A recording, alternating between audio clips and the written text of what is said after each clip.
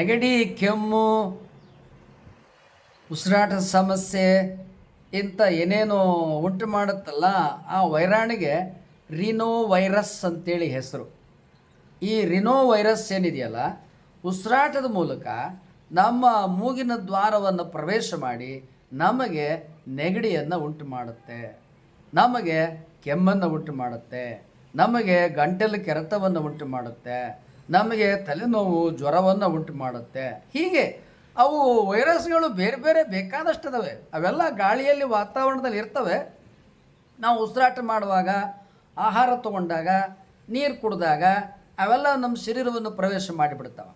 ಆಗ ನಮ್ಮ ಶರೀರವನ್ನು ಅವು ಕೆಡಿಕೊಂಬಿಡ್ತಾವೆ. ಯಾಕೆ? ನಮ್ಮ ವಾಸದ ಮನೆ ಅಂತ ತಿಳ್ಕೊಂಬಿಡ್ತಾವೆ ವೈರಾಣುಗಳು. ಆದ್ದರಿಂದಲೇ ಹಿರಿಯರು ಹೇಳ್ತಾರೆ, ನೀರು ಕುಡಿಬೇಕಾದ್ರೆ, ಊಟ ಮಾಡಬೇಕಾದ್ರೆ ಮೊದಲು ಕೂತ್ಕೊಳ್ಳಿ, ಅಚ್ಚುಕಟ್ಟಾಗಿ ಕೂತ್ಕೊಂಡು ನೀರು ಕುಡೀರಿ. ಊಟ ಮಾಡಬೇಕಾದ್ರೆ ಅಚ್ಚುಕಟ್ಟಾಗಿ ಕೂತ್ಕೊಂಡು ಊಟ ಮಾಡಿ. ಯಾಕೆ ಅಂತೇಳಿದರೆ, ಈಗ ಉಸಿರಾಟ ಮಾಡುವಾಗ ನಮ್ಮ ಮೂಗಿನ ಉಸಿರಾಟದ ಮೂಲಕ ವೈರಾಣು ಪ್ರವೇಶ ಮಾಡುತ್ತೆ.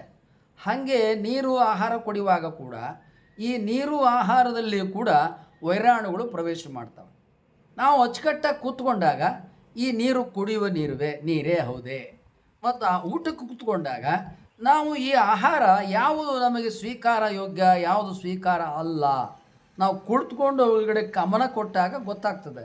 ನಾವು ಅವಸರದೊಳಗೆ ತಿರುಗಾಡ್ಕೊಂಡು ತಟ್ಟೆಲಿ ಇಟ್ಕೊಂಡು ಹಂಗೆ ಬಂದದ್ದು ತಿನ್ಕಂತ ಹೋದರೆ ಯಾಕೆಂದ್ರೆ ಗಮನ ಕೊಡಲ್ಲ. ನಮ್ಮ ಗಮನ ಎಲ್ಲೇನು ಇರ್ತದೆ, ಬರೀ ತಿನ್ನೋದು ಕಡೆಗೆ ಇರ್ತದೆ, ಬಾಯಿಗೆ ಆಹಾರದ ಕಡೆಗೆ ಲಕ್ಷ್ಯ ಇರೋದಿಲ್ಲ. ಆಹಾರ ಯೋಗ್ಯವಲ್ಲವೇ ಅದ್ರ ಕಡೆ ಗಮನ ಇರೋದಿಲ್ಲ. ಏನಿರ್ತದೆ ಅಂತ ಚಿಂತನೆ ಇರ್ತೀವಿ. ಹಾಗೆ ಸಿಕ್ಕದ್ದನ್ನು ತಿನ್ನಬಾರ್ದು, ಸಿಕ್ಕಲ್ಲೇ ತಿನ್ನಬಾರ್ದು. ಮನೆಯಲ್ಲಿ ಹಿಂದಿನ ಪ್ರಾಚೀನ ಕಾಲದಲ್ಲಿ ಮನೆಯ ಅಡಿಗೆಯನ್ನೇ ಊಟ ಮಾಡ್ತಾಯಿದ್ರು, ಹೊರಗಿನ ಅಡಿಗೆಯನ್ನು ಊಟ ಮಾಡ್ತಿರಲಿಲ್ಲ. ಈಗ ಮದುವೆ ಮನೆಗಳು ಅಲ್ಲಿ ಇಲ್ಲಿ ಹೋದರೆ ಅನೇಕರಲ್ಲೆಲ್ಲ ಊಟ ಮಾಡೋದಿಲ್ಲ. ಯಾಕೆ ಅಂದರೆ ಅಲ್ಲಿ ಎಷ್ಟರ ಮಟ್ಟಿಗೆ ಅವರು ಮುನ್ನೆಚ್ಚರಿಕೆಯನ್ನು ಆರೋಗ್ಯಕ್ಕಾಗಿ ವಹಿಸಿರ್ತಾರೋ ಗೊತ್ತಿಲ್ಲ.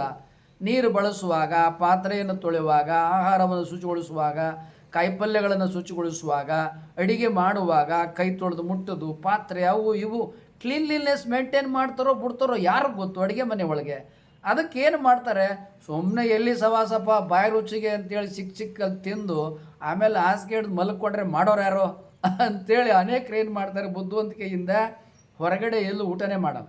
ಹಂಗೆ ನಾವು ಅಷ್ಟೇ, ಹೊರಗಡೆ ಎಲ್ಲೂ ಊಟ ಮಾಡೋದಿರಲಿ, ನಮ್ಮ ಕೈಯಿಂದ ಮಾಡಿದ ಅಡುಗೆಯನ್ನಷ್ಟೇ ನಾವು ಊಟ ಮಾಡ್ತೇವೆ. ಬೇರೆಯವರು ಮಾಡಿದ ಅಡುಗೆಯನ್ನು ನಾವು ಊಟ ಮಾಡುವುದಿಲ್ಲ. ಯಾಕೆ? ನಮ್ಮ ಆರೋಗ್ಯ ನಮ್ಮ ಕೈಯಲ್ಲಿ. ಯಾರು ಇದುವರೆಗೆ ಸಬ್ಸ್ಕ್ರೈಬ್ ಮಾಡಿಲ್ಲ, ಕೂಡಲೇ ಸಬ್ಸ್ಕ್ರೈಬ್ ಬಟನ್ ಒತ್ತಿ, ಬೆಲ್ ಬಟನ್ ಒತ್ತಿ, ಆಲ್ ಬಟನ್ ಒತ್ತಿ, ಲೈಕ್ ಮಾಡಿ, ಶೇರ್ ಮಾಡಿ. ನಿಮ್ಮಲ್ಲಿ ವಾಟ್ಸಪ್ ಮೂಲಕ ಈ ವಿಡಿಯೋಗಳನ್ನು 20ರಿಂದ 40 ಜನರಿಗೆ ಕಡ್ಡಾಯವಾಗಿ ಕಳಿಸಿ. ಅದು ಪುಣ್ಯ ಧ್ಯಾನ ಬರ್ತದೆ, ಕಳಿಸಿ. ಶೀತ, ನೆಗಡಿ, ಕೆಮ್ಮು, ಜ್ವರ, ವಿಷಮ ಶೀತ ಜ್ವರ ಮತ್ತು ಸೊಳ್ಳೆ ಕಾರಣವಾಗಿ ಚಿಕೂನು, ಡೆಂಗು, H1, N1, ಅಸ್ತಮಾ ಇವೆಲ್ಲ ಉಸಿರಾಟದ ಕಾರಣವಾಗಿ ಉಸಿರಾಟ ಸಂಬಂಧಿಯಾದ ಅನಾರೋಗ್ಯಗಳು, ತೊಂದರೆಗಳು ಅಂತ ಹೇಳ್ಬೋದು. ಅದರಲ್ಲಿಯೂ ಈ ಮುಂಗಾರು ಮಳೆ ಆರಂಭವಾಗುವ ಪೂರ್ವದಲ್ಲಿ ವಿಪರೀತ ಗಾಳಿ ಬೀಸಲಿಕ್ಕೆ ಆರಂಭ ಆಗುತ್ತೆ.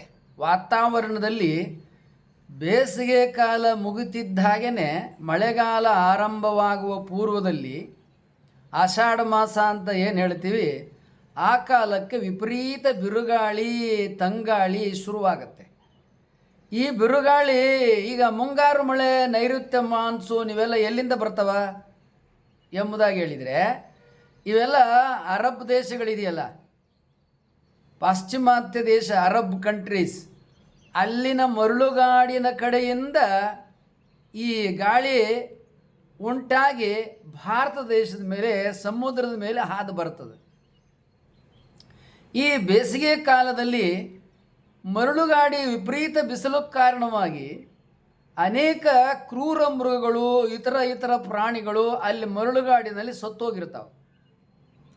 ಅವು ಬಿಸಿಲು ಮರಳುಗಾಡಿನಲ್ಲಿ ಸತ್ತು ಅವುಗಳಿಗೆ ಅನೇಕ ಕ್ರಿಮಿಕೀಟ ವೈರಾಣುಗಳು ಉಂಟಾಗಿ ಅವೆಲ್ಲ ಸತ್ತ ಪ್ರಾಣಿಗಳನ್ನೆಲ್ಲ ಅವು ತಿಂದು ತೇಗ್ತಾವೆ. ಯಾವುವು ಈ ಕ್ರಿಮಿಕೀಟಗಳು ವೈರಾಣುಗಳು. ಅವು ಆಹಾರ ಮುಗಿದು ಹೋಗ್ತದೆ. ಬೇಸಿಗೆ ಮರಳುಗಾಡಿನಲ್ಲಿ ಅವೆಲ್ಲ ಸುಟ್ಟೋಗ್ತಾವೆ. ನಂತರ ಏನಾಗ್ತದೆ, ಯಾವಾಗ ಮಳೆಗಾಲ ಶುರುವಾಗ್ತದಲ್ಲ ಅವುಗಳಿಗೆ ಮರಳುಗಾಡಿನಲ್ಲಿ ಆಹಾರ ಅನ್ನ ಇತ್ಯಾದಿ ಸಿಗದೇ ಇರುವ ಕಾರಣ ಪ್ರಾಣಿಗಳು ಎಲ್ಲ ಮರಳಿನಲ್ಲಿ ಮುಚ್ಚೋಗೋದು, ಬಿಸಿಲಲ್ಲಿ ಸಂಪೂರ್ಣವಾಗಿ ಸುಟ್ಟೋಗೋದು, ದಹನ ಆಗೋದು, ಏನೇನು ಆಗ್ತವೆ ಶಾಖಕ್ಕೆ. ಆಗ ಇವೇನು ಮಾಡ್ತವೆ, ಈ ಏನು ಮುಂಗಾರು ಮಳೆ, ಹಿಂಗಾರು ಮಳೆ, ಮಾನ್ಸೂನ್ ಮತ್ತು ನೈಋತ್ಯ ಮಾನ್ಸೂನ್ ಬೀಸಕ್ಕೆ ಶುರುವಾಗ್ತವಲ್ಲ ಗಾಳಿ, ಆ ಗಾಳಿ ಒಳಗೆ ಈ ಕ್ರಿಮಿ ಕೀಟ ವೈರಾಣುಗಳು ಸಮುದ್ರದ ಮೇಲಿಂದ ಹಾದು ಭಾರತ ದೇಶಕ್ಕೆ ಬಂದುಬಿಡ್ತವೆ.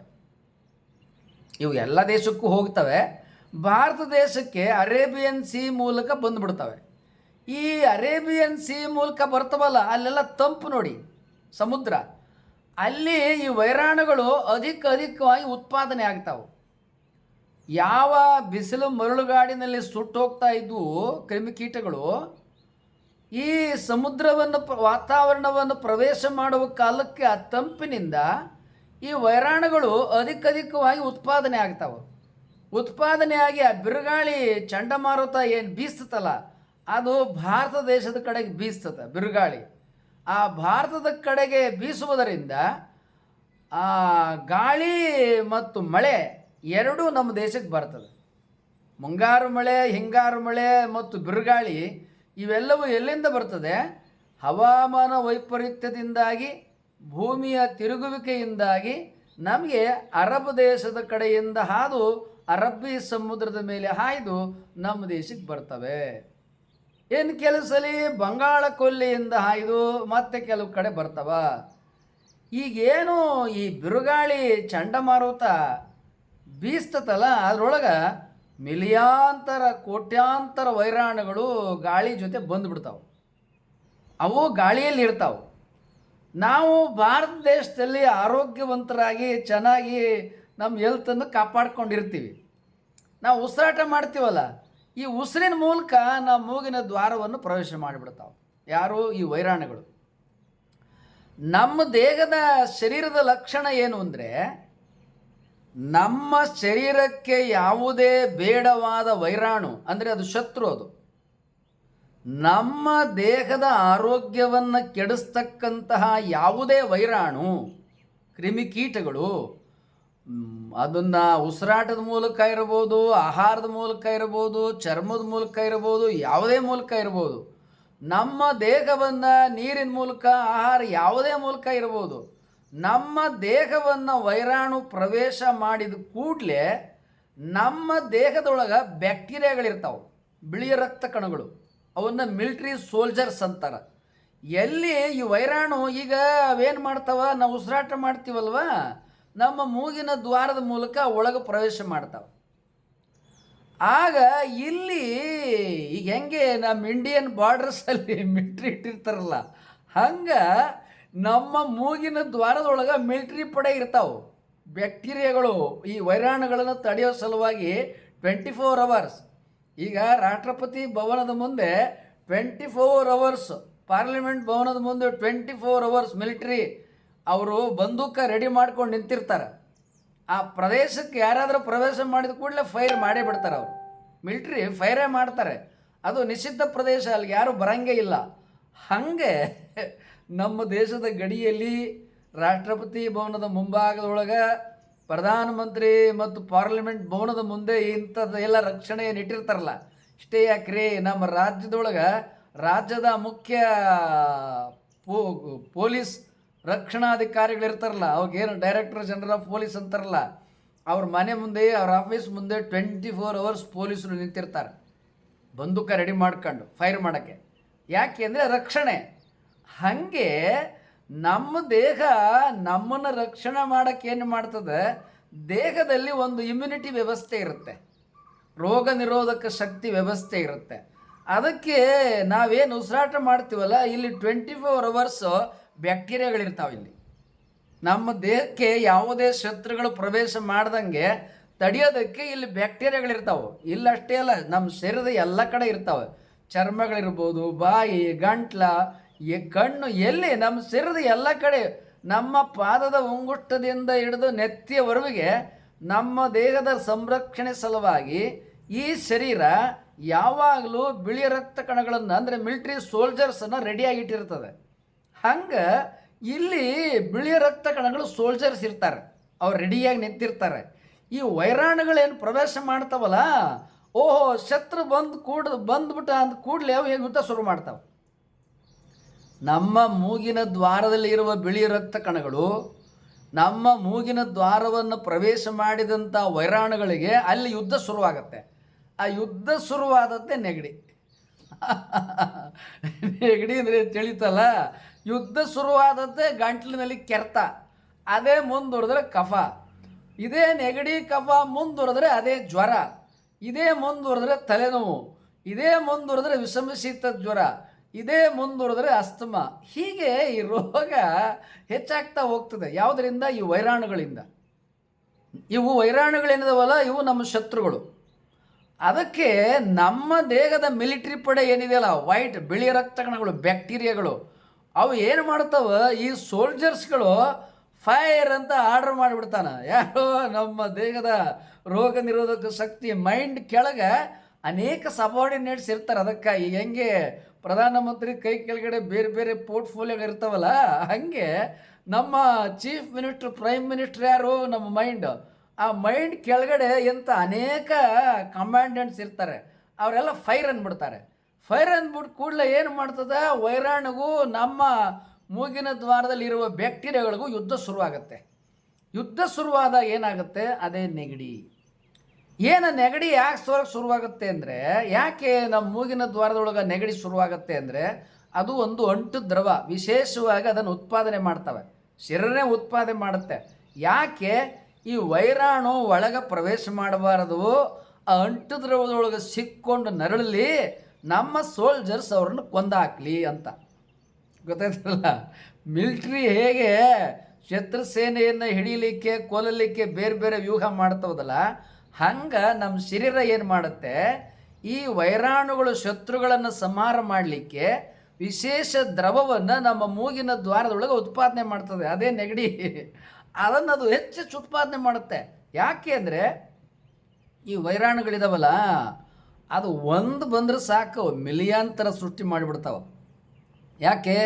ನಮ್ಮ ಮೂಗಿನ ದ್ವಾರ ಅವಕ್ಕೆ ಒಂದು ಒಳ್ಳೆ ಮನೆ, ಇಲ್ಲಿ ಯಾಕೆ ಇದುವರೆಗೆ ಬಟಬಯಲಾಗಿದ್ವು. ಎಲ್ಲಿದ್ವು? ಅರೇಬಿಯನ್ ಮರಳುಗಾಡೊಳಗೆ, ಸಮುದ್ರೊಳಗೆ, ಅಲ್ಲಿ ಇಲ್ಲಿ ಅಲ್ಲ. ಅವಕ್ಕೆಲ್ಲೂ ಮನೆ ಸಿಕ್ಕಿರಲ್ಲ. ನಮ್ಮ ಮೂಗಿನ ದ್ವಾರ ಸಿಗ್ತಾರ. ಓಹೋ, ಇದು ಸುರಕ್ಷಿತವಾಗಿ ನಾವಿಲ್ಲಿರ್ಬೋದು, ನಾವಿಲ್ಲಿ ವಾಸ ಮಾಡ್ಬೋದು, ನಮಗೊಂದು ಸ್ವಂತ ಮನೆ ಸಿಕ್ತು ಅಂತ. ಇದು ಮನೆ ನಮ್ಮದು. ಆದರೆ ವೈರಾಣು ಏನು ಮಾಡ್ತಾವ, ಇದು ಇದ್ರ ಓನರ್ ಅಂದ್ಕೊಂಡು ಅವೇನು ಮಾಡ್ತಾವ, ನಮ್ಮ ಮೂಗಿನ ದ್ವಾರದೊಳಗೆ ಪ್ರವೇಶ ಮಾಡಿ ಮಿಲಿಯಾಂತರ ಕ್ರಿಮಿಕೀಟಗಳನ್ನು, ತಮ್ಮ ನೆಂಟರು ಇಷ್ಟರು ಬಂಧು ಬಳಗವನ್ನು ಕೋಟ್ಯಾಂತರ ಸೃಷ್ಟಿ ಮಾಡಿಬಿಡ್ತಾವೆ. ಯಾವುವು? ಈ ವೈರಾಣುಗಳು. ಅವು ಯಾವಾಗ ಮಿಲಿಯಾಂತರ ಕೋಟ್ಯಾಂತರ ಸೃಷ್ಟಿ ಮಾಡ್ತಾವಲ್ಲ, ನಮ್ಮ ದೇಹ ಇರ್ತದಲ್ಲ, ಅದು ಕೂಡ ಸೈನ್ಯವನ್ನು ಅಧಿಕ ಮಾಡ್ತದೆ. ಬ್ಯಾಕ್ಟೀರಿಯಾಗಳನ್ನು ಅದು ಮಿಲಿಯಾಂತರ ಸೃಷ್ಟಿ ಮಾಡುತ್ತೆ, ಹೋಗಿ ಕಳಿಸುತ್ತೆ.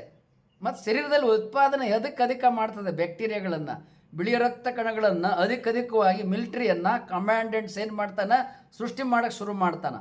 ಸೊ ಯಾವಾಗ ಬಿಳಿ ರಕ್ತ ಕಣಗಳು ಮಿಲಿಯಾಂತರ, ವೈರಾಣುಗಳು ಮಿಲಿಯಾಂತರ ಕೋಟಿ ಆಗ್ತವೆ, ಏನು ಘೋರವಾದ ಯುದ್ಧ ಇಲ್ಲಿ ನಡೆಯೋಕ್ಕೆ ಶುರುವಾಗುತ್ತೆ.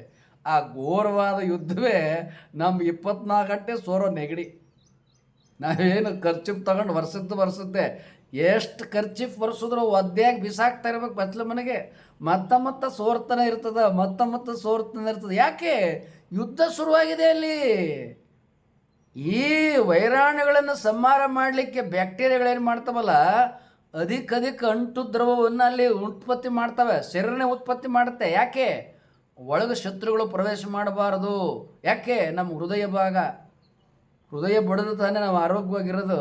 ಅದಕ್ಕಾಗಿ ಹೃದಯವನ್ನು ಕ್ಷೇಮವಾಗಿ ಇಟ್ಕೊಳ್ಳೋ ಸಲುವಾಗಿ ನಮ್ಮ ಗಂಟಲು ಇವು ಇಡೀ ಶರೀರವನ್ನು ಪ್ರವೇಶ ಮಾಡೋದು ಉಸಿರಾಟದ ಮೂಲಕ. ಆದ್ದರಿಂದ ನಾವೇನು ಮಾಡ್ತವ, ಈ ವೈರಾಣುಗಳು ನಮ್ಮ ಶರೀರವನ್ನು ಪ್ರವೇಶ ಮಾಡಬಾರದು ಅಂತೇಳಿ ಅವು ಮತ್ತೆ ಮತ್ತೆ ಅಧಿಕ ಕೋಟ್ಯಾಂತರ ಬ್ಯಾಕ್ಟೀರಿಯಾಗಳನ್ನು ಸೃಷ್ಟಿ ಮಾಡ್ತವೆ. ಕೋಟ್ಯಾಂತರ ಬ್ಯಾಕ್ಟೀರಿಯಾಗಳಿಗೂ ಕೋಟ್ಯಾಂತರ ವೈರಾಣುಗಳಿಗೂ ಅಲ್ಲಿ ಘೋರವಾದ ಅಘೋಷಿತ ಯುದ್ಧ ಶುರುವಾಗ್ಬಿಡ್ತಾವೆ. ಅಘೋಷಿತ ಯುದ್ಧ. ಆ ಬ್ಯಾಕ್ಟೀರಿಯಾಗಳೇನು ಮಾಡ್ತಾವೆ, ಒಂದು ಸಂಹಾರ ಮಾಡಬೇಕು ಅಂತ ಸಂಹಾರ ಮಾಡ್ತಾನೆ ಇರ್ತವೆ. ಅವೇನು ಮಾಡ್ತಾವೆ, ಅವು ಪ್ರಬಲ ವೈರಾಣುಗಳು. ಯಾಕೆಂದ್ರೆ ಅವು ಬಯಲಾಗಿದ್ದವು ನೋಡ್ರಿ, ಬಿಸಿಲಿನಾಗ, ಮರಳುಗಾಡಿನಾಗ, ಸಮುದ್ರ ದಂಡೆಯಾಗೆಲ್ಲ. ನಮ್ಮ ಶರೀರದಲ್ಲಿರೋ ಬ್ಯಾಕ್ಟೀರಿಯಾಗಳು ಸುಖವಾಗಿ ದೇಹದ ಒಳಗಿದ್ದವು, ಅವು ಹೊರಗಿಂದಿದ್ದವು. ಅವು ಭಾಳ ಬಲಾಢ್ಯ, ಅವುಗಳಿಗೆ ಶಕ್ತಿ ಭಾಳ. ಹೀಗಾಗಿ ಅವು ಬಗ್ಗದಲ್ಲವು. ಎಷ್ಟೇ ಬ್ಯಾಕ್ಟೀರಿಯಾಗಳು ಉತ್ಪಾದನೆ ಮಾಡಿ ದಾಳಿ ಮಾಡಿದ್ರೂ ಅವು ಏನು ಡೋಂಟ್ ಕೇರ್, ನಾವು ಒಳಗೆ ನುಗ್ತೀವಿ ಅಂತ. ಅದಕ್ಕೇನು ಮಾಡ್ತದೆ, ನಮ್ಮ ಶರೀರ ಇನ್ನಷ್ಟು ಅಂಟು ದ್ರವವನ್ನು, ನೆಗಡಿ ದ್ರವವನ್ನು ಮತ್ತಷ್ಟು ಅಲ್ಲಿ ಅದಕ್ಕೆ ಉತ್ಪಾದನೆ ಮಾಡ್ತದೆ. ಯಾಕೆ? ಆ ವೈರಾಣುಗಳನ್ನು ಅಲ್ಲಿ ಕೆಡ್ಕೊಳ್ಳೋಕ್ಕೆ. ಅದೇನದಲ್ಲ, ಅದು ಒಂದು ಕೆರೆ ಅಂತ ತಿಳ್ಕೊಳ್ರಿ. ನೆಗಡಿನೇ ಒಂದು ದೊಡ್ಡ ಕೆರೆ ಅಂತ ತಿಳ್ಕೊಂಬಿಡ್ರಿ. ಅಂಥ ದೊಡ್ಡ ಕೆರೆಯನ್ನು ಇಲ್ಲಿ ಸೃಷ್ಟಿ ಮಾಡಿಬಿಡ್ತದೆ. ಆ ವೈರಾಣುಗಳೆಲ್ಲ ಅದರೊಳಗೆ ಬಿದ್ದು ಸಾಯಲಿ, ಮುಂದೆ ಬರ್ದಂಗಾಗಲಿ. ನಾವು ಒಳಗೆ ಸಾಯ್ತಿರ್ತವೆ. ನಮ್ಮ ಬ್ಯಾಕ್ಟೀರಿಯಾಗಳಿದಾವಲ್ಲ, ಇವು ಎಲ್ಲಿ ಬೇಕಲ್ಲಿ ಹೋಗ್ತಾವೆ, ಇವಕ್ಕೇನು ತೊಂದರೆ ಇಲ್ಲ. ಅವಕ್ಕೆ ಇಲ್ಲೆಲ್ಲ ಸಿಕ್ಕೊಂಡು ನರಳ್ತಿರ್ತಾವೆ. ಅದಕ್ಕೆ ಅವೇನು ಮಾಡ್ತಾವೆ, ಭಾಳ ಅಟ್ಯಾಕ್ ಮಾಡ್ತಾವೆ. ಎಷ್ಟೇ ಅಟ್ಯಾಕ್ ಮಾಡಿದರೂ ಕೂಡ ಮತ್ತಷ್ಟು ಹೊರಗಿನಿಂದ ವೈರಾಣುಗಳು ಪ್ರವೇಶ ಮಾಡ್ತಾನೆ ಇರ್ತವೆ. ಅವು ಕಡಿಮೆ ಆಗೋದೇ ಇಲ್ಲ, ಅಧಿಕ ಉತ್ಪಾದನೆಯೂ ಆಗ್ತವೆ. ಮತ್ತು ನಾವು ಉಸಿರಾಟ ಮಾಡ್ತೀವಲ್ವಾ, ಉಸಿರಾಟ ಮಾಡುವಾಗ ಈ ಗಾಳಿಯಲ್ಲಿ ಇರ್ತಾವೆ ವೈರಾಣುಗಳು. ಅವು ಮತ್ತು ನಮ್ಮ ಮೂಗೊಳಗೆ ಪ್ರವೇಶ ಮಾಡ್ತಾವೆ. ಅವು ಕೊಂದಾಗ್ತಾವ, ಮತ್ತಷ್ಟು ಪ್ರವೇಶ ಮಾಡ್ತಾವೆ. ಹೀಗೆ ನಿರಂತರವಾಗಿ ಅಘೋಷಿತ ಯುದ್ಧ ಶುರುವಾಗುತ್ತೆ. ಇದೇ ನೆಗಡಿ. ನೀವೇನು ಮಾಡ್ತೀರಾ, ಓಹೋ ನೆಗಡಿ ಆಗಿಬಿಟ್ಟಿದೆ, ಅಮೃತಾಂಜನ ತಗೋ, ವಿಕ್ಸ್ ವೇಪರಪ್ ತಗೋ, ಇನ್ನೇನೋ ತಗೋ, ಮತ್ತೇನೋ ತಗೊಳ್ಳೋದ, ಮೆಣಸಿನ್ಕಾಯಿ ಕಾಳು ಮೆಣಸಿನ ಕಷಾಯ ತಗೋ. ಹೀಗೆ ಏನೇನೋ ಅದನ್ನು ಮಾಡೋಕ್ಕೆ ನಾವು ಈ ಕಫ ಆದ ಕಾಲಕ್ಕೆ, ಹಿಂಗೆ ನೆಗಡಿ ಆದ ಕಾಲಕ್ಕೆ ಇಂಥದ್ದು ಏನೇನೋ ನಾವೆಲ್ಲ ಮುನ್ನೆಚ್ಚರಿಕೆ ಕಾರಣವಾಗಿ ಇವೆಲ್ಲ ತಗೋತೀವಿ. ಇಷ್ಟೇನೇ ಮುನ್ನೆಚ್ಚರಿಕೆ ತೆಗೆದುಕೊಂಡ್ರೂ ಅವೇನು ಬಗ್ಗಲ್ಲ. ಅವು ಯಾವುವು ಆ ವೈರಾಣುಗಳು. ಯಾಕೆ? ಬಟಾ ಬಯಲಾಗಿ ಬಿಸಿಲಾಗಿದ್ದವು, ಸಮುದ್ರಗಿದ್ದವು, ಮತ್ತವು ಕೋಟಿ ಈ ವಾತಾವರಣದೊಳಗೆ ವಿಪರೀತ ಇದ್ದಾವೆ. ಅವು ಲೆಕ್ಕವಿಲ್ಲದಷ್ಟು ಇದ್ದಾವೆ. ಅವು ಯಾರ ಶರೀರದಲ್ಲಿ ರೋಗ ನಿರೋಧಕ ಶಕ್ತಿ ಕಡಿಮೆ ಇರ್ತದಲ್ಲ, ಅವ್ರ ಮೂಗಿನೊಳಗೆ ಪ್ರವೇಶ ಮಾಡಿಬಿಡ್ತಾವೆ. ಯಾರಿಗೆ ರೋಗ ನಿರೋಧಕ ಶಕ್ತಿ ಹೆಚ್ಚಿರ್ತದಲ್ಲ, ಅವು ಇಲ್ಲೇ ಒಳಗೆ ಪ್ರವೇಶ ಮಾಡೋಕ್ಕೆ ಬರೋದಿಲ್ಲ, ಇಲ್ಲೇ ಕೊಂದಾಕಿಬಿಡ್ತಾವೆ. ಅವ್ರಿಗೆ ನೆಗಡಿನೇ ಆಗಲ್ಲ. ಈಗ ನಮಗೆ ನೆಗಡಿನೇ ಆಗಲ್ಲ, ನಮಗೆ ಕೆಮ್ಮೆ ಬರಲ್ಲ, ಅಸ್ತಮನೇ ಬರಲ್ಲ, ಬಿ ಪಿನೇ ಬರಲ್ಲ, ಶುಗರೇ ಬರಲ್ಲ, ಹೃದ್ರೋಗನೇ ಬರಲ್ಲ, ತಲೆನೋವೇ ಬರಲ್ಲ, ಜ್ವರನೇ ಬರಲ್ಲ, ಕೋವಿಡ್ ಬರಲ್ಲ, ಅವರ ಅಪ್ಪ ತಾತ ಏನು ಬರಲ್ಲ. ಯಾಕೆ? ನಮ್ಮಲ್ಲಿ ಇಮ್ಯುನಿಟಿ ಪವರ್. ನಾವು ಯಾವ ಗುರುಗಳು? ಧ್ಯಾನ ಯೋಗ ಗುರುಗಳು, ಉಸಿರಾಟದ ಗುರುಗಳು. ನಾವು ಯಾರು ಹೇಳಿ? ಉಸಿರಾಟದ ಗುರುಗಳು, ತಪಸ್ವಿಗಳು. ಏನು ಆಹಾರ ತಗೋಬೇಕು, ಹೇಗೆ ಉಸಿರಾಟ ಮಾಡಬೇಕು, ಶರೀರವನ್ನು ಹೇಗೆ ಬಲಾಢ್ಯವಾಗಿ ಇಟ್ಕೋಬೇಕು, ಇವೆಲ್ಲ ನಮಗೆ 50 ವರ್ಷದಿಂದ ಚೆನ್ನಾಗಿ ಗೊತ್ತಿದೆ. ಆದ ಕಾರಣ ನಾವೇನು ಮಾಡ್ತೀವಿ, prevention is better than cure. ರೋಗ ಬಂದ ಮೇಲೆ ವಾಸಿ ಮಾಡಿಕೊಳ್ಳೋಕ್ಕಿಂತ ರೋಗ ಬರದ ಹಾಗೆ ಎಚ್ಚರಿಕೆಯಿಂದಿರು ಅಂಥೇಳಿ ನಮ್ಮ ಶರೀರವನ್ನೇ ರೋಗ ನಿರೋಧಕ ಶಕ್ತಿಯಿಂದ ಬಲವಾನ್ ಮಾಡ್ಕೊಂಬಿಟ್ಟಿರ್ತೇವೆ. ಯಾವಾಗ ನಮ್ಮ ಶರೀರ ಬಲವಾನ್ ಇರ್ತದೆ, ನಮ್ಮ ಶರೀರಕ್ಕೆ ಶೀತ, ನೆಗಡಿ, ಕೆಮ್ಮು, ಜ್ವರ, ವಿಷಮಶೀತ ಜ್ವರ, ವೈರಾಣುವಿನಿಂದ ಬರುವ ಕೋವಿಡ್ಡು, ಚಿಕೂನು, ಡೆಂಗು, H1N1 ಅವರ ಅಪ್ಪ ತಾತ ಮುತ್ತಾತ ಬೇಕಾದಿಲ್ಲ. ನಮ್ಮ ಶರೀರವನ್ನು ಉಸಿರಾಟ ಇರ್ಬೋದು, ಆಹಾರ ಇರ್ಬೋದು, ಯಾವುದರಿಂದನೂ ಅದು ಪ್ರವೇಶ ಮಾಡಲಿಕ್ಕೆ ಸಾಧ್ಯ ಇಲ್ಲ. ಯಾಕೆ ಅಂದರೆ ಆಹಾರ ಏನಿದೆಯಲ್ಲ, ನಾವು ಬೇರೆಯವ್ರು ಮಾಡಿದ ಅಡುಗೆಯನ್ನು ಊಟ ಮಾಡಲ್ಲ. ನಾವು ನಮ್ಮ ಅಡುಗೆಯನ್ನು ನಾವೇ ಮಾಡ್ಕೋತೀವಿ, ನಾವೇ ಊಟ ಮಾಡ್ತೀವಿ. ಏನು ಊಟ ಮಾಡಬೇಕು ಅಂತ ನಮಗೆ ಗೊತ್ತು, ಏನು ಆಹಾರ ತಗೋಬೇಕು ಅಂತ ಗೊತ್ತು. ಆ ಕಾರಣವಾಗಿ ನಮ್ಮ ಆರೋಗ್ಯ ನಮ್ಮ ಕೈಯಲ್ರಿ. ಈಗ ನಾವು ಹಾಸಿಗೆ ಹಿಡಿದು ಮಲ್ಕೊಂಡ್ರೆ ನಮ್ಮ ಉಪಚಾರ ಮಾಡೋರು ಯಾರದಾರೆ? ಯಾರೂ ಇರಲ್ಲ. ಒಂದು ಲೋಟ ನೀರು ಯಾರೂ ಕೊಡಲ್ಲ. ಆದ ಕಾರಣ ನಮ್ಮ ಕೊನೆಯ ದಿನದವರೆವಿಗೆ ನಾವು ಸ್ವಾವಲಂಬಿಗಳಾಗೇ ಇರ್ತೇವೆ, ಇನ್ನೊಬ್ಬರನ್ನು ಎಂದೂ ನಾವು ಪರಾವಲಂಬಿಗಳಾಗಿರುವುದಿಲ್ಲ. ನಮಗೆ ಯಾವ ರೋಗವೂ ಬರಲು ಬಿಡುವುದಿಲ್ಲ. ಅದೇ ರೀತಿ ಇನ್ನೊಬ್ಬರಿಗೂ ನಮ್ಮ ಹತ್ರ ಯಾರು ಯೋಗ ಸೇರ್ಕೋತಾರೆ, ನಮ್ಮ ಹತ್ರ ಯಾರು ಯೋಗ ತಜ್ಞರಾಗಬೇಕು, ಸ್ವಾಮೀಜಿಯವರೇ ನಾವು ನಿಮ್ಮಂಗೆ ಯೋಗ ತಜ್ಞರಾಗ್ತೀವಿ ನಮಗೂ ಕಲಿಸಿ ಅಂದರೆ ಅಂಥವ್ರನ್ನ ನಾವು ಜಾಯಿನ್ ಮಾಡಿಕೊಂಡು 1 ವರ್ಷ 2 ವರ್ಷ 3 ವರ್ಷ 4 ವರ್ಷ ಸೇರಿಸ್ಕೊಂಡು ಅದಕ್ಕನುಗುಣವಾಗಿ ಅವ್ರನ್ನ ಅಂಥ ಆರೋಗ್ಯ ತಜ್ಞರನ್ನಾಗಿ ಮಾಡ್ತೇವೆ. ನಮ್ಮಂಗೆ ಅವರು ಕೂಡ ಜೀವನ ಪರ್ಯಂತ ಆರೋಗ್ಯವಂತರಾಗಿರ್ಬೋದು, ಯಾವ ರೋಗ ಬರದಾಗೆ. ನಂತರ ಇನ್ನೊಬ್ಬರ ಯಾವುದೇ ಅನಾರೋಗ್ಯವನ್ನು ಗುಣ ಮಾಡಬಹುದು. ಹಾಗೆ ನಾವೇನು ಮಾಡ್ತೇವೆ, ನಮ್ಮಲ್ಲಿ ಯಾರು ತರಬೇತಿ ತಗೋತಾರೆ 1 ವರ್ಷ 2 ವರ್ಷ 3 ವರ್ಷ 4 ವರ್ಷ ಅವರನ್ನು ಯೋಗ ತಜ್ಞರನ್ನಾಗಿ ಮಾಡ್ತೇವೆ. ಚಳಿ ಬರಲ್ಲ, ನೆಗಡಿ ಬರಲ್ಲ, ಕೆಮ್ಮು ಬರಲ್ಲ, ಶೀತ ಬರಲ್ಲ, ಜ್ವರ ಬರಲ್ಲ, ತಲೆನೋವು ಬರಲ್ಲ, ಅಸ್ತಮ ಬರಲ್ಲ, ಶುಗರ್ ಬರಲ್ಲ, BP ಬರಲ್ಲ, ಹೃದ್ರೋಗ ಬರಲ್ಲ, ಮೂತ್ರಪಿಂಡದಲ್ಲಿ ಕಲ್ಲು ಬರಲ್ಲ, ಮಂಡಿ ನೋವು, ಬೆನ್ನು ನೋವು, ಕತ್ತು ನೋವು, ಭುಜ ನೋವು, ಬೇಕಾದ ಹೆಸರು ಹೇಳ್ಕೊಳ್ರಿ, ಯಾವ ರೋಗನೂ ನಾವು ಬರಲ್ಲ. ಯಾಕೆ ಬರ್ದಂಗೆ ನಾವು ಮಾಡ್ಕೊಂಡಿರ್ತೇವೆ. ನಮ್ಮ ಶರೀರ ಉಕ್ಕು ಅಂತಾರಲ್ಲ, ಉಕ್ಕು ಹೊರಗಟ್ಟೆ ಕಬ್ಬಣ ಅದು ಉಕ್ಕು. ಆದರೆ ನಮ್ಮ ಶರೀರ ಹೊರಗೆ ಒಳಗೆ ಎಲ್ಲ ಇವೇನು ವೈರಾಣುಗಳಿರ್ತಾವಲ್ಲ, ಆ ವೈರಾಣುಗಳಿಗೆಲ್ಲ ಡೋಂಟ್ ಕೇರ್. ಅಷ್ಟು ರೋಗ ನಿರೋಧಕ ಶಕ್ತಿಯನ್ನು ನಾವು ಯೋಗ ಧ್ಯಾನ ಗುರುಗಳಾಗಿ, ಉಸಿರಾಟದ ಗುರುಗಳಾಗಿ ಅದನ್ನು ನಾವು ಸಾಧ್ಯ ಮಾಡಿಕೊಂಡಿದ್ದೇವೆ. ನೀವೇನು ಮಾಡ್ತೀರಿ? ನೆಗಡಿ, ಕೆಮ್ಮ, ಶೀತ, ಅಸ್ತಮ, ಉಸಿರಾಟದ ಸಮಸ್ಯೆ, ಇಲ್ಲಿ ಮೂಗು ಕಟ್ಕೊಂಡಿದೆ, ಈ ಮೂಗು ಕಟ್ಕೊಂಡಿದೆ, ಇಂಥ ಏನೇನೋ ಇರ್ತದಲ್ಲ, ಗಂಟ್ಲು ಕಟ್ಕೊಂಡಿದೆ, ಕಫ ಆಗಿದೆ, ಇಂಥ ಏನೇನೋ ಇರ್ತವಲ್ಲ, ಯಾವ ಔಷಧಿ ಇಲ್ಲದೆ ಗುಣ ಮಾಡ್ತೀವಿ. ನಾವೇನು ಔಷಧಿ ಕೊಡಲ್ಲ, ನಮ್ಮದು ನ್ಯಾಚುರಲ್. ನಮ್ಮ ಚಿಕಿತ್ಸೆ ಏನಿದೆಯಲ್ಲ, ಯಾವ ರೋಗಕ್ಕೂ ಯಾವುದೇ ಔಷಧಿಯನ್ನು ಕೊಡುವುದಿಲ್ಲ.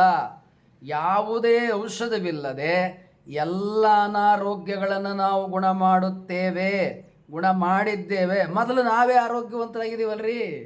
ಆರೋಗ್ಯವಂತರಾಗಿಲ್ವಾ? ಇದ್ದೀವಿ. ಆದ ಕಾರಣ ನಾವು ಆರೋಗ್ಯವಂತರಾಗಿರುತ್ತೇವೆ, ಇನ್ನೊಬ್ಬರನ್ನು ಆರೋಗ್ಯವಂತರಾಗಿ ಇಡುತ್ತೇವೆ. ಈ ನೆಗಡಿ ಏನದಲ್ಲ, ಈ ಕೆಮ್ಮು, ಈ ಶೀತ ಮತ್ತು ಏನು ವೈರಾಣುವಿನಿಂದ ಏನು ಬರ್ತಾವಲ್ಲ, ಇವೆಲ್ಲ ಮೆಣಸಿನ ಕಾಫಿ ಕಷಾಯ, ಜೀರಿಗೆ ಕಷಾಯ, ಧನ್ಯ ಕಷಾಯ, ಅಮೃತಾಂಜನ್ನು, ವಿಕ್ಸ್ ವೇಪರ್ ರಬ್ಬು, ಇದರ ಅಪ್ಪ ಬೇಕಾದ ಬಳಸ್ರಿ ಹೋಗಲ್ಲ. ಅದು ಹೋಗೋದು ಬೇರೆನೇ. ಅದು ಈಗ ನಮ್ಮ ಮೂಗಿನೊಳಗೆ ಏನ್ರಿ ಪ್ರವೇಶ ಮಾಡುತ್ತೆ? ಉಸಿರು, ಗಾಳಿ. ನಮ್ಮ ಮೂಗಿನಿಂದ ಹೊರಗೆ ಏನು ಹೋಗ್ತದೆ? ಉಸಿರ ಹೋಗ್ತದೆ, ಹೌದಲ್ವಾ? ಈ ಉಸಿರನ್ನು ಒಳಗೆ ಯಾಕೆ ತಗೋತೇವೆ? ಆಮ್ಲಜನಕ ಶರೀರಕ್ಕೆ, ಹೃದಯಕ್ಕೆ ಬೇಕು. ಇಡೀ ಶರೀರಕ್ಕೆ ಏನು ಬೇಕು? ಆಮ್ಲಜನಕ ಬೇಕು. ಅದಕ್ಕೆ ಒಳಗೆ ಉಸಿರು ತಗೋತೇವೆ. ಉಸಿರನ್ನು ಹೊರಗೆ ಬಿಡ್ತೇವೆ. ಯಾಕೆ ಉಸಿರು ಬಿಡ್ತೇವೆ? ಶರೀರದೊಳಗೆ ಕಾರ್ಬನ್ ಡೈಆಕ್ಸೈಡ್, ಇಂಗಾಲ ಆಮ್ಲ ಅಧಿಕವಾಗಿ ಉತ್ಪಾದನೆ ಆಗಿರ್ತದೆ. ಅದನ್ನು ಹೊರಗೆ ಹಾಕಬೇಕು. ಅದಕ್ಕೆ ನಾವೇನು ಮಾಡ್ತೀವಿ? ಉಸಿರನ್ನು ಹೊರಗೆ ಬಿಡ್ತೇವೆ. ಈ ಶರೀರದೊಳಗೆ ಈ ಒಂದರಲ್ಲಿ ಗಾಳಿ ಒಳಗೆ ಹೋಗ್ತದೆ, ಇನ್ನೊಂದರಲ್ಲಿ ಹೊರಗೆ ಬರ್ತದೆ. ಇದು ನ್ಯಾಚುರಲ್ ಸಿಸ್ಟಮ್ಮು. ಆದರೆ ನಾವು ಯೋಗ ಗುರುಗಳಾಗಿರುವುದರಿಂದ ಎರಡರಲ್ಲೂ ಉಸಿರು ತಗೋತೇವೆ, ಎರಡರಾಗ ಉಸಿರು ಬಿಡ್ತೇವೆ. ನಮ್ಮಲ್ಲಿ ಯಾರು ಯೋಗ ಕಲಿತು ಯೋಗ ತಜ್ಞರಾಗಿರ್ತಾರೆ ಅವ್ರಿಗೆಲ್ಲ ಈ ಟೆಕ್ನಿಕ್ಸು, ಈ ವಿದ್ಯೆ, ಈ ತರಬೇತಿಯನ್ನು 1 ವರ್ಷ 2 ವರ್ಷ 3 ವರ್ಷ 4 ವರ್ಷ ಕೊಟ್ಟಿದ್ದೇವೆ. ಅವ್ರು ಗುಣ ಮಾಡ್ತಾರೆ. ನಾವು ಹೆಂಗೆ ಯಾವುದೇ ಅನಾರೋಗ್ಯವನ್ನು ಗುಣ ಮಾಡ್ತೇವೆಯೋ ಹಾಗೆ ನಮ್ಮಲ್ಲಿ ಯೋಗ ತಜ್ಞರಾದವರು ಯಾವುದೇ ಅನಾರೋಗ್ಯ ಇದ್ರೂ ಗುಣ ಮಾಡ್ತೇವೆ. ಆದ್ದರಿಂದ ಯಾರಿಗೆ ನೆಗಡಿಯಾಗಿದೆ, ಯಾರು ಸೋರ್ತಾ ಇರುತ್ತೆ, ಮಾತಾಡೋಕ್ಕಾಗಲ್ಲ, ನೀವು ಮಾತಾಡೋದ ಮೂಲಕನೇ ಗೊತ್ತಾಗ್ಬಿಡುತ್ತೆ ನೆಗಡಿಯಾಗಿದೆ ಅಂತ. ಈ ನೆಗಡಿ ಅನೇಕ ಕಾರಣಗಳಿಗಾಗ್ತದೆ. ಶೀತದಿಂದ ಆಗ್ತದೆ, ಉಷ್ಣದಿಂದ ಆಗ್ತದೆ, ಆಹಾರದ ವ್ಯತ್ಯಾಸದಿಂದ ಆಗ್ತದೆ. ಹಿಂಗೆ ಏನೇನೋ ಒಂದೆರಡಲ್ಲ, ಅನೇಕ ಕಾರಣಗಳಿರ್ತಾವೆ. ಯಾವುದೇ ಕಾರಣಗಳಿರಲಿ, ಎಲ್ಲ ರೀತಿಯ ನೆಗಡಿಯನ್ನು ನಾವು ಗುಣ ಮಾಡ್ತೇವೆ. ಕೆಮ್ಮು ಯಾವುದೇ ರೀತಿಯದಿರಲಿ ಗುಣ ಮಾಡ್ತೇವೆ. ಅಸ್ತಮ ಯಾವುದೇ ರೀತಿಯಿರಲಿ, ಹಂಗೆ ಹೃದ್ರೋಗ ಸಮಸ್ಯೆ, ಶುಗರು, BP, ನರರೋಗದ ಸಮಸ್ಯೆ ಯಾವುದೇ ಇರಲಿಲ್ಲ ರೀ, ಎಲ್ಲ ಅನಾರೋಗ್ಯವನ್ನು ಗುಣ ಮಾಡ್ತೇವೆ, ಯಾವುದೇ ಔಷಧಿ ಇಲ್ಲದೆ. ಈಗ ನೆಗಡಿ ಶರೀರ ಏನು ಮಾಡ್ತದೆ? ಇಮ್ಯುನಿಟಿ ಸಿಸ್ಟಮ್ಮು ಆ ವೈರಾಣು ಏನಾಗಿದೆ, ಅದು ಹೊರದೇಶದ್ದದು. ಎಲ್ಲಿದ್ದದು? ಅರಬ್ ಕಂಟ್ರೀಸಿಂದ ಬಂದಿದೆ ಅದು. ಈ ವೈರಾಣುವನ್ನು ನಾಶ ಮಾಡಲಿಕ್ಕೆ ನಮ್ಮ ಶರೀರದಲ್ಲಿ ಒಂದು ವ್ಯವಸ್ಥೆ ಏನದ, ಇಮ್ಯುನಿಟಿ ಸಿಸ್ಟಮ್, ಅದು ಹೆಚ್ಚೆಚ್ಚು ದ್ರವವನ್ನು ಉಂಟು ಮಾಡೋದು. ಅವು ಅಲ್ಲೇ ಸಿಕ್ಕೊಂಡು ನರಳಬೇಕು, ನಾವು ಮೇಲೆ ಬಿದ್ದವನ್ನು ಕೊಂದಾಕಬೇಕು. ಇದು ಈ ಶರೀರದ ಒಂದು ಸಂರಕ್ಷಣೆ ವ್ಯವಸ್ಥೆ. ಇದೇ ಈ ಶರೀರಕ್ಕೆ ಇದೇ ಗೊತ್ತಿರೋದು, ಇದಕ್ಕಿಂತ ಹೆಚ್ಚು ಏನೂ ಗೊತ್ತಿಲ್ಲ. ಹೀಗಿದ್ದಾಗ ಎಲ್ಲಿ ವಾಸಿಯಾಗುತ್ತೆ? ನೆಗಡಿ ವಾಸಿಯಾಗುತ್ತಾ? ಕಫ ವಾಸಿಯಾಗುತ್ತಾ? ಅಸ್ತಮ ವಾಸಿಯಾಗುತ್ತಾ? ಆ ಹೊರಗಿನಿಂದ ಬಂದವನ ಹೊರಗಿನಿಂದ ಓಡಿಸ್ಬೇಕವ. ಒಂದು ಈ ಈ ಶರೀರಕ್ಕೆ ಮತ್ ಉಸಿರಾಟ ಮಾಡಿದಾಗ ಮತ್ ಒಳಗೆ ಬರ್ತಾವೆ. ಒಂದು ಆಲ್ರೆಡಿ ವೈರಾಣುಗಳು ಒಳಗೆ ಬಂದ್ಬಿಟ್ಟವೆ. ಅವು ನಮಗೆ ನೆಗಡಿ ಇವೆಲ್ಲ ಉಂಟು ಮಾಡಿದ್ದಾವೆ. ಮುಂದೆ ಕಫ ಉಂಟು ಮಾಡ್ತಾವೆ, ಮುಂದೆ ಅಸ್ತಮ ಉಂಟು ಮಾಡ್ತಾವೆ, ತಲೆನೋವು ಉಂಟು ಮಾಡ್ತಾವೆ, ಜ್ವರ ಉಂಟು ಮಾಡ್ತಾವೆ. ಯಾಕೆ? ಅವು ಅದಕ್ಕಾಗಿ ಬಂದವ. ಇವೇನು ವೈರಾಣುಗಳದಾವಲ್ಲ, ನಮ್ಮ ಶರೀರವನ್ನು ಒಂದು ದೊಡ್ಡ ಅರಮನೆ ಅಂತ ತಿಳ್ಕೊಂಬಿಟ್ಟವ. ಅದಕ್ಕಾಗಿ ಚೆನ್ನಾಗಿ ಸಿಕ್ಕಿದೆ, ಇಲ್ಲಿ ಇದ್ಬಿಡೋಣ ಅಂತ ಬಂದವು. ಅದಕ್ಕೆ ನಮ್ಮ ಶರೀರ ಏನು ಮಾಡ್ತದೆ, ಈ ವೈರಾಣುಗಳಿಗೆ ಇದು ನಿಮ್ಮನೆ ಅಲ್ಲ, ಇದು ನಮ್ಮನೆ, ನೀವು ನಡೀರಿ ಅಂತ ಈ ಇಮ್ಯುನಿಟಿ ಸಿಸ್ಟಮ್ ಶರೀರದ್ದು ಅಧಿಕ ಬ್ಯಾಕ್ಟೀರಿಯಾಗಳನ್ನ ಅಲ್ಲಿ ಪ್ರೊಟೆಕ್ಟ್ ಮಾಡಲಿಕ್ಕೆ, ಅವಳನ್ನ ಕಳಿಸಿ ಸಂಹಾರ ಮಾಡಲಿಕ್ಕೆ ಅದು ನಡೀತಾ ಇರುತ್ತೆ. ಘೋರವಾದ ಯುದ್ಧ. ಇದು ಎಷ್ಟೇ ಯುದ್ಧ ನಡೆದರೂ ಅದು ವಾಸಿ ಆಗಲ್ಲ. ಕೆಲವರಿಗೆ 7 ದಿನ ತಗೊಳುತ್ತೆ, ಕೆಲವ್ರಿಗೆ 10 ದಿನ ತಗೊಳುತ್ತೆ. ಆ ಇಮ್ಯುನಿಟಿ ಶರೀರದಲ್ಲಿ ಯಾವಾಗ ಬೂಸ್ಟ್ ಆಗುತ್ತೆ ಆಗ ಈ ನೆಗಡಿ ಹೋಗುತ್ತೆ, ಇಲ್ಲೇರು ಹೋಗೋದೇ ಇಲ್ಲ. ಅನೇಕರಿಗೆ ಅಲರ್ಜಿ, ಊದಿನ ಕಡ್ಡಿ ಹಚ್ಚಿದ್ರೆ ಆಗೋದಲ್ಲ, ಹೂವಿನ ಪರಿಮಳ ಆಗೋದಲ್ಲ, ಮಲ್ಲಿಗೆ ಸಂಪಿಗೆ ಯಾವುದೇ ಹೂವಿನ ಪರಿಮಳ ಆಗಲ್ಲ. ಕೂಡಲೇ ಏನಾಗುತ್ತೆ, ಅದರೊಳಗೆಲ್ಲ ಹೂವಿನೊಳಗೆ ಅನೇಕ ಬ್ಯಾಕ್ಟೀರಿಯಾಗಳಿರ್ತಾವೆ. ಆ ಒಳಗೆ ಪ್ರವೇಶ ಮಾಡಿದ ಕೂಡಲೇ ಅಲರ್ಜಿ ಶುರುವಾಗುತ್ತೆ. ಮತ್ತು ಕಸ ಗುಡಿಸಿದ್ರೆ, ಮತ್ತು ಡಸ್ಟು, ಪುಸ್ತಕ ಒರೆಸಿದ್ರೆ, ಮನೆ ಪಾತ್ರೆ, ಧೂಳು, ಜೇಡ, ಮನೆ ಎಲ್ಲ ಕಸ ಹುಡುಕ್ತೀವಲ್ಲ, ಅದು ಏನು ಗುಡಿಸಿದ್ರೂ ಕೂಡಲೇ ನೆಗಡಿ ಆಗಿಬಿಡುತ್ತೆ. ಸೊ ಆ ನೆಗಡಿ ಆದದ್ದು ಹೋಗೋದೇ ಇಲ್ಲ. ಹೀಗೆಲ್ಲ ನೆಗಡಿ ಅನ್ನತಕ್ಕಂಥದ್ದು ಯಾರಲ್ಲಿ ರೋಗ ನಿರೋಧಕ ಶಕ್ತಿ ಕಡಿಮೆ ಆಗಿರ್ತದ ಅವರಲ್ಲಿ ಆಗತ್ತೆ. ಈಗ ಉದಾಹರಣೆಗೆ ಈ ಮೆಣಸಿನ್ಕಾಯಿ ಅಂಗಡಿಯಲ್ಲಿ ಕೊಂಡ್ಕೊಳ್ಳೋಕೆ ಹೋದಾಗ ಅಥವಾ ಅಡುಗೆ ಮನೆಯಲ್ಲಿ ಒಗ್ಗರಣೆ ಆಗ್ತಿದ್ದಾಗ ನೆಗಡಿ ಶುರುವಾಗ್ಬಿಡುತ್ತೆ. ಹೌದಾ? ಅದು ಯಾವುದರಿಂದ? ಮೆಣಸಿನ್ಕಾಯಿ ಘಾಟಿಂದ ಶುರುವಾಗಿರುತ್ತೆ ಅದು. ಸೊ ಈ ಶರೀರಕ್ಕೆ ಏನು ಗೊತ್ತು? ಆ ಮೆಣಸಿನ್ಕಾಯಿ ಘಾಟ್ ತಡೆಯೋ ಸಲುವಾಗಿ ಅದು ದ್ರವ ಉತ್ಪತ್ತಿ ಮಾಡುತ್ತೆ. ಅದು ಇನ್ನಷ್ಟು ಉತ್ಪಾದನೆ ಆಗ್ತಾನೆ ಇರ್ತದೆ. ಅದು ಮೆಣಸಿನ್ಕಾಯಿ ಖಾರ, ಅದು ವೈರಾಣು ಅಲ್ಲ, ಏನೂ ಅಲ್ಲ. ಆದರೆ ಆ ಖಾರ ಶರೀರಕ್ಕೆ ಬರೋದಿಲ್ಲ, ಅದಕ್ಕೆ ನೆಗಡಿ ಆಗುತ್ತೆ. ಹೀಗೆ ನೆಗಡಿ ಆಗಲಿಕ್ಕೆ ಅನೇಕ ಕಾರಣಗಳಿದೆ. ಇಂಥ ಯಾವುದೇ ಕಾರಣಗಳಿರಲಿ, ನಾವು ಅರ್ಧ ಗಂಟೆ ಒಳಗೆ ಗುಣ ಮಾಡಿಬಿಡ್ತೇವೆ. ಯಾರ್ಯಾರಿಗೆ ನೆಗಡಿ ಆಗಿದೆ, ಯಾರ್ಯಾರಿಗೆ ಕಫ ಆಗಿದೆ, ಯಾರ್ಯಾರಿಗೆ ತಲೆನೋವು ಬಂದಿದೆ ನೆಗಡಿಯಿಂದ, ಈ ತಲೆಭಾರ ಆಗಿರ್ತದೆ ಭಾಳ ನೆಗಡಿ ಬಂದರೆ, ಮತ್ತು ಯಾರ್ಯಾರಿಗೆ ಜ್ವರ ಬಂದದ ಅಂತ ಯಾರೇ ಇರಲಿ, ಎಲ್ಲರಿಗೆ ನಾವು ಅದು ಎಷ್ಟು ದಿವಸ ಆಗಿದೆ, ಯಾವ ಪ್ರಮಾಣದಲ್ಲಿದೆ ಅನ್ನೋ ಅನುಗುಣವಾಗಿ ಅದು ಅಷ್ಟು ದಿವಸ ತೊಗೊಳುತ್ತೆ. ಹೊಸ್ದಾಗಿ ಬಂದಿದ್ರೆ 10 ನಿಮಿಷದಲ್ಲಿ ಗುಣ ಮಾಡ್ತೀವಿ. 1 ದಿವಸ 2 ದಿವಸ ಆಗಿದ್ರೆ ಅರ್ಧ ಗಂಟೆಯಲ್ಲಿ ಗುಣ ಮಾಡ್ತೀವಿ. ಭಾಳ ದಿವಸ ಆಗಿದ್ರೆ ಅಂದರೆ ಅದು ಆ ಶರೀರದೊಳಗೆ ಅದು ಎಷ್ಟು ಎಫೆಕ್ಟ್ ಮಾಡಿದೆ ಅನ್ನೋದ್ರ ಮೇಲೆ ಗುಣ ಮಾಡಲಿಕ್ಕೆ ಅಷ್ಟು ಸಮಯ ತಗೊಳುತ್ತೆ. ಹಿಂಗೆ ಯಾವುದೇ ಅನಾರೋಗ್ಯ ಇದ್ದರೂ ಕೂಡ ಈ ನೆಗಡಿ, ಕೆಮ್ಮು, ಶೀತ, ಜ್ವರ, ಕಫ, ಅಸ್ತಮ ಎಲ್ಲವನ್ನು 100ಕ್ಕೆ 100 ಗುಣ ಮಾಡ್ತೇವೆ, ಯಾವುದೇ ಔಷಧಿ ಇಲ್ಲದೆ. ಆದ ಕಾರಣ ಅದು ಹೆಂಗೆ ಗುಣ ಮಾಡ್ತೇವೆ ಅಂದರೆ ಪೇಷಂಟ್ ಬಂದ ಗುಣ ಮಾಡಿ ತೋರಿಸ್ತೇವೆ. ಈಗ ಇಲ್ಲೆಲ್ಲ ಅದನ್ನೆಲ್ಲ ತೋರ್ಸೋಕ್ಕೆ ಬರುತ್ತೆ. ಈಗ ನೆಗಡಿ ನನಗಾಗಿದೆಯಾ? ಇಲ್ವಲ್ಲ. ನೆಗಡಿ ಆದವ್ರಿದ್ರೆ ತಾನೇ ನೆಗಡಿ ಗುಣ ಮಾಡೋದು ಹೆಂಗೆ ಅಂತ ತೋರಿಸೋದು. ಹೀಗಾಗಿ ಅಂತ ಯಾವುದೇ ನೆಗಡಿ, ಕೆಮ್ಮು, ಅಸ್ತಮ, ಕಫ ಇನ್ನೂ ಏನೇನೋ ಇರ್ತಾವಲ್ಲ, ಎಷ್ಟೇ ಇರ್ಬೋದು, ಯಾವುದೇ ಅನಾರೋಗ್ಯ ಇರ್ಬೋದು, 100ಕ್ಕೆ 100 ಗುಣ ಮಾಡುತ್ತೇವೆ. ಆದ್ದರಿಂದ ಇದುವರೆಗೆ ಏನು ನಿಮ್ಮ ವಿವರಣೆಗಳನ್ನು ಕೊಟ್ಟೆ, ನೆಗಡಿ ಯಾಕೆ ಆಗ್ತದೆ, ಕಫ ಯಾಕೆ ಆಗ್ತದೆ, ಕೆಮ್ಮು ಯಾಕೆ ಆಗ್ತದೆ, ಕಫನೂ ಅಷ್ಟೇ. ಈಗ ಮೂಗಿನ ದ್ವಾರವನ್ನು ವೈರಾಣುಗಳು ಪ್ರವೇಶ ಮಾಡಿದವು, ಗಂಟ್ಲು ಇಲ್ಲಿ ಬಾಯಿಯೊಳಗೆ ಪ್ರವೇಶ ಮಾಡ್ತವೆ, ಆಗ ಗಂಟ್ಲಲ್ಲಿ ಕೆರೆತ ಆಗ್ತದೆ. ಅದು ಇನ್ನು ಸ್ವಲ್ಪ ದಿವಸ ಆದಮೇಲೆ ಗಂಟ್ಲಿನಲ್ಲೇ ಕಫ ಉತ್ಪತ್ತಿ ಆಗುತ್ತೆ. ಮತ್ತು ಶರೀರ ಏನು ಮಾಡುತ್ತೆ, ಅವು ಈ ವೈರಾಣುಗಳು ಗಂಟ್ಲಿಂದ ಒಳಗೆ ಹೋಗ್ದಂಗೆ ಇಲ್ಲೇ ದ್ರವ ಅಧಿಕ ಉತ್ಪತ್ತಿ ಮಾಡ್ತದೆ ಕಫವನ್ನು. ಯಾಕೆ? ಆ ವೈರಾಣುಗಳು ಅಲ್ಲೇ ಸಿಕ್ಕೊಂಡು ಬಿಡಲಿ, ನಾವು ಬ್ಯಾಕ್ಟೀರಿಯಾಗಳನ್ನು ಕೊಂದಾಕ್ಲಿ ಅಂತ. ಆಗ ಮತ್ತೆ ಕಫ ಉತ್ಪತ್ತಿ ಆಗ್ತಾನೆ ಇರ್ತದೆ. ಯಾಕೆ ಉತ್ಪತ್ತಿ ಆಗುತ್ತೆ ಅಂದರೆ ಆ ವೈರಾಣು ಇದೆ, ಅದನ್ನು ಧ್ವಂಸ ಮಾಡೋಕ್ಕೆ. ಆ ವೈರಾಣು ಧ್ವಂಸ ಆಗೋವರೆಗೆ ಕಫ ಹೋಗೋದೇ ಇಲ್ಲ. ಯೋಗದಿಂದ ನಾವು ಧ್ಯಾನ ಏನಿದೆ, ನಾವು ಉಸಿರಾಟದ ಗುರುಗಳಾಗಿರುವುದರಿಂದ ಅವುಗಳನ್ನು ಗುಣ ಮಾಡುವುದು ಹೇಗೆ ಎನ್ನುವುದು ನಮಗೆ ಗೊತ್ತಿದೆ. ಅದನ್ನು ಸಂಪೂರ್ಣವಾಗಿ ಗುಣ ಮಾಡ್ತೇವೆ ಯಾವುದೇ ಔಷಧಿ ಇಲ್ಲದೆ. ನಮ್ಮದು ಒಂದು ಮೆಥಡ್ ಇದೆ, ಏನು? ಯೋಗ ಮತ್ತು 10 ಪದ್ಧತಿ ಅಂತ. ಅದನ್ನೇ ಯೋಗ ವಿತ್ 10 ಸ್ಟೆಪ್ಸ್ ಅಂತ ಹೇಳ್ತೀವಿ. ಯೋಗ ವಿತ್ 10 ಸ್ಟೆಪ್ಸ್ ಅಪ್ಲಿಕೇಶನ್ ಮೂಲಕ ನಮ್ಮ ಶರೀರಕ್ಕೆ ಯಾವುದೇ ಅನಾರೋಗ್ಯ ಬಂದಿದ್ರೂ ಕೂಡ 100ಕ್ಕೆ 100 ಗುಣ ಮಾಡ್ತೇವೆ. ಹೀಗಾಗಿ ಯಾವುದೇ ಅನಾರೋಗ್ಯ ಇರೋರು ಮೊದಲು ನಮ್ಮಲ್ಲಿ ನೋಂದಾಯಿಸಬೇಕು, ಡೀಟೇಲ್ಸನ್ನು ವಿವರಗಳನ್ನು ಕೊಡಬೇಕು. ಡೀಟೇಲ್ಸ್ ವಿವರಗಳನ್ನು ಕೊಟ್ಟರೆ ಪ್ರತ್ಯಕ್ಷ ಎದುರಿಗೆ ಬಂದರೆ ಅದಕ್ಕೆ ಮಾಡ್ತೇವೆ. ಆನ್ಲೈನ್ನಲ್ಲೂ ಕೂಡ ಯಾರಿಗೆ ಬಹಳ ದೂರದಲ್ಲಿ ಇರ್ತೀರಿ, ನಾವು ಬೆಂಗಳೂರಲ್ಲಿದ್ದೀವಿ, ನೀವೆಲ್ಲೆಲ್ಲೋ ಇರ್ತೀರಿ, ನಮ್ಮ ಕರ್ನಾಟಕ ರಾಜ್ಯ ಬೀದರು, ಗುಲ್ಬರ್ಗ, ಹಾಸನ, ಮಂಡ್ಯ, ಮೈಸೂರು, ಬಿಜಾಪುರ ಎಲ್ಲೋ ಇರ್ಬೋದು, ಅಥವಾ ಇನ್ನೆಲ್ಲೋ ಹೊರ ರಾಜ್ಯದಲ್ಲಿ ಇರ್ಬೋದು, ಬೇಕಾದಲ್ಲಿರಲಿ, ಬೇಕಾದಲ್ಲಿದ್ದವ್ರನ್ನು ಕೂಡ ಆನ್ಲೈನ್ನಲ್ಲೂ ಕೂಡ ಗುಣ ಮಾಡ್ತೇವೆ. ನೋಂದಾಯಿಸಬೇಕು. ನೋಂದಾಯಿಸಿದ ಮೇಲೆ ಡೀಟೇಲ್ಸ್ ಕೊಡಬೇಕು, ವಿವರಗಳನ್ನು ತೊಗೋತೇವೆ, ಕೌನ್ಸೆಲಿಂಗ್ ಮಾಡಿ ವಿವರಗಳನ್ನು ತೊಗೋತೇವೆ. ಆನಂತರ ಅದಕ್ಕೆ ಇಷ್ಟು. ಆದ್ದರಿಂದ ಇದುವರೆಗೆ ಯಾರು ವಿಡಿಯೋ ನೋಡ್ತಾ ಇದ್ದೀರಲ್ವ, ಮೊದಲು ಸಬ್ಸ್ಕ್ರೈಬ್ ಬಟನ್ ಒತ್ತಿ, ಅಲ್ಲಿ ಲೈಕ್ ಬಟನ್ ಒತ್ತಿ, ಶೇರ್ ಬಟನ್ ಒತ್ತಿ, ಬೆಲ್ ಬಟನ್ ಒತ್ತಿ. ಆ ಶೇರ್ ಬಟನ್ ಒತ್ತಿದ ಮೇಲೆ ನಿಮ್ಮಲ್ಲಿ 30, 50, 100 ಹಿಂಗೆ ವಾಟ್ಸಪ್ಪಲ್ಲಿ ಅಡ್ರೆಸ್ ಇರ್ತಾವೆ. ಅವರೆಲ್ಲರಿಗೆ ಇವನ್ನ ಕಳಿಸಿ. ಸ್ವಾಮೀಜಿಯವರು ಹಲ್ಲು ನೋವು, ನೆಗಡಿ, ಕೆಮ್ಮು, ಜ್ವರ, ಶೀತ, ಇಂಥ ಶುಗರು, BP ಎಲ್ಲ ಗುಣ ಮಾಡ್ತಾರಂತ, ನೀವು ನೋಡ್ರಿ ಅನಾರೋಗ್ಯ ಇದ್ದರೆ ಅಂತೇಳಿ ಅವ್ರಿಗೆಲ್ಲ ಕಳಿಸಿ ಅವರು ಸುಲಭವಾಗಿ ಗುಣ ಮಾಡ್ಕೊಳ್ಳಿ.